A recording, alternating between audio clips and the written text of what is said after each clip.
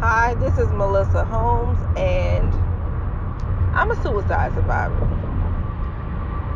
I've never told anybody that, but I am a suicide survivor because I love me. And I'm here to help other people love themselves, and I live for other people to stop playing at life and be whoever the hell they want to be so they can be happy. So they won't have those thoughts of, what is this world without me, and blah, blah, blah. Bullshit. That is straight up bullshit. Because I've been through it, and a lot of damn people are going through it. But it's because we living for everybody else but ourselves.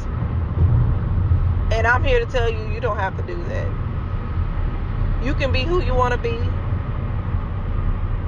And fuck everybody else who gives a damn about what you doing. I mean, let me tell you a little bit about me. I grew up in a very restraining environment. When we were very little, we lived on the street with all of our cousins. And I'm not meaning like an entire street. I'm meaning like a strip where all of us had houses right next to each other. And it was rough. There is no other way to say it. It was rough. As a small child, we pretty much had to fight each other every day just because they wanted us to. Like, I was born into a fighting environment, into a not loving environment, and not into an environment where I got hugs and I loved you every day. I was in an environment where we had to fight just to be. Fighting as in like, oh, let's pit this person against this person. It was pretty much a bullying nightmare with my own family. It was horrible. Somehow, when I was about 9 years old, my mom decided she wanted to move us away from the crap that was our environment. And I'm not going to say that it was crap for my siblings' environment, because I can't say from their standpoint how it was, but I know how it was for me.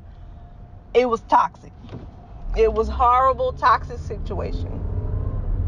So when we moved, I was over the moon. I was over the moon. And even then, I still was scarred from that. I was still scarred. I still had my issues. I still went to school and felt less than. Because even on top of all of this, we didn't have no damn money. We were broke.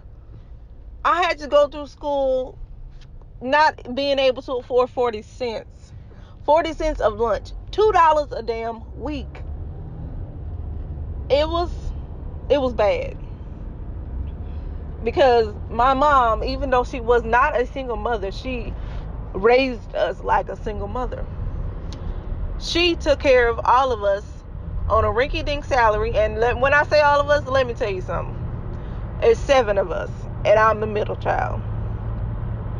She took care of all of us on a rinky-dink salary, while my dad decided he wanted to be drunk every day and wreck every car that we had. And he pretty much was only the enforcer in our house. Meaning he gave us whoopings and that was about it. He didn't do anything else. My mom did it all. And I love my mom for doing it all, but I always wondered why she never left. Why she put up with it. I still don't know to this day, and it's none of my business.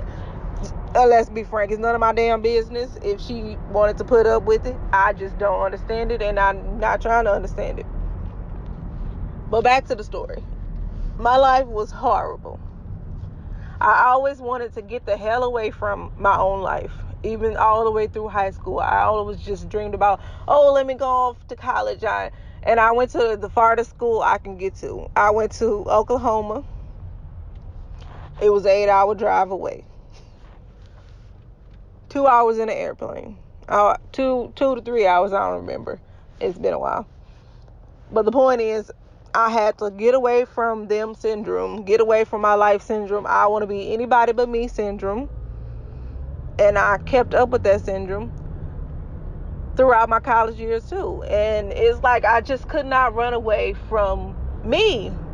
And I just never understood what the hell. I just run around for life. Just keep running away. I never knew who I really was. I never determined who I really was. I just knew I wanted to be away in a different anybody but Melissa. Then here comes college. I finally grown into being a girl and decided I wanted to have a relationship. Got this relationship. You know it was toxic. Yes, it was toxic. He solely depended on me, even though I was in school. He moved in with me and took over. Because, I was stupid. So I let him take over. And then when I finally had enough, and he shook me out of my shoes one day, and I had enough, and I kicked him out. Not that he had ever put his hands on me before, because he didn't. But that was enough for me to say, okay, Melissa, what you gonna do? How you gonna get yourself out of this situation? I broke up with him, got out the situation. He stalked me for years after that.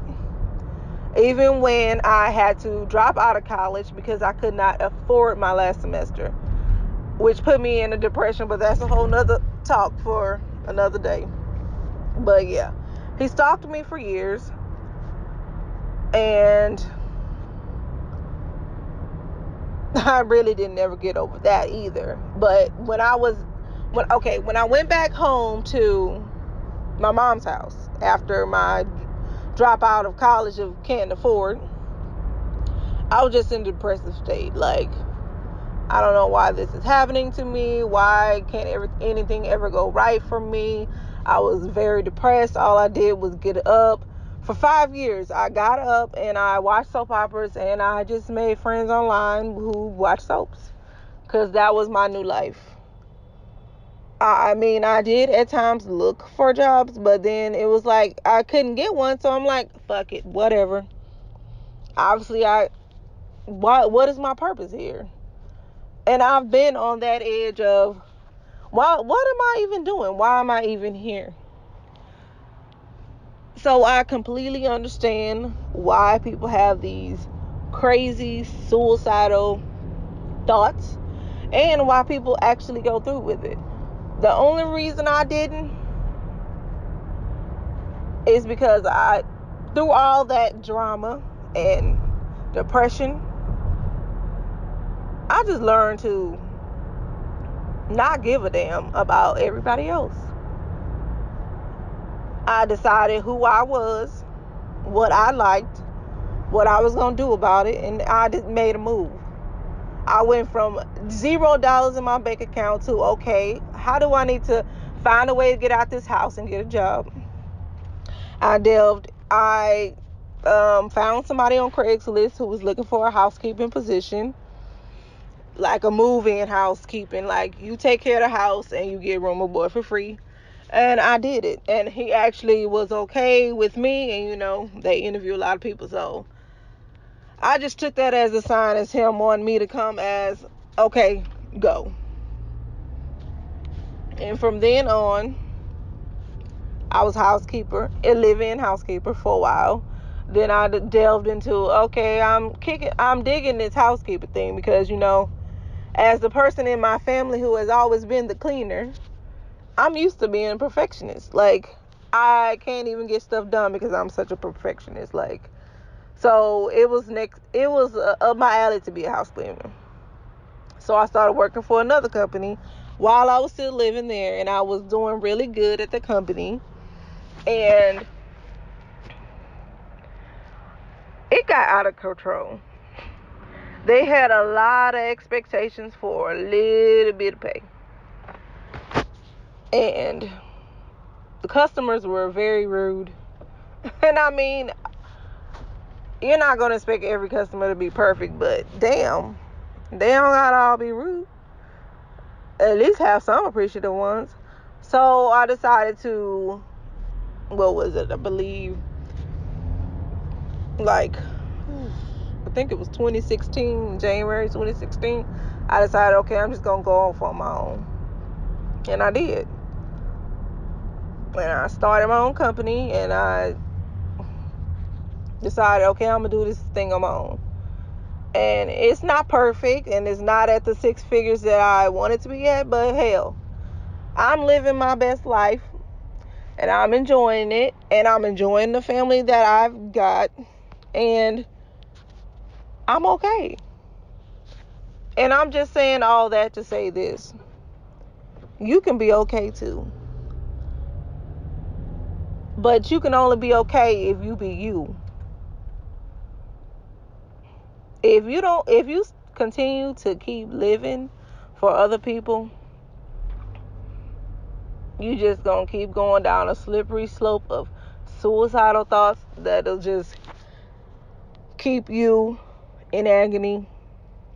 And you should love your life because other people do. Other people love you, and you, I'm not gonna say consider your life because of them, but consider your life because of you, because you deserve to be happy. You deserve the life that you were given, and you deserve to care about yourself. And if you don't care about yourself, I'll help you care about yourself. And that's pretty much my intro to who the hell Melissa is. And I'll talk to you guys later. You just listened to Melissa with Stop Playing at Life because you know damn well you need to go out there and have a life. You just listened to Melissa with Stop Playing at Life because you know damn well you need to go out there and have a life.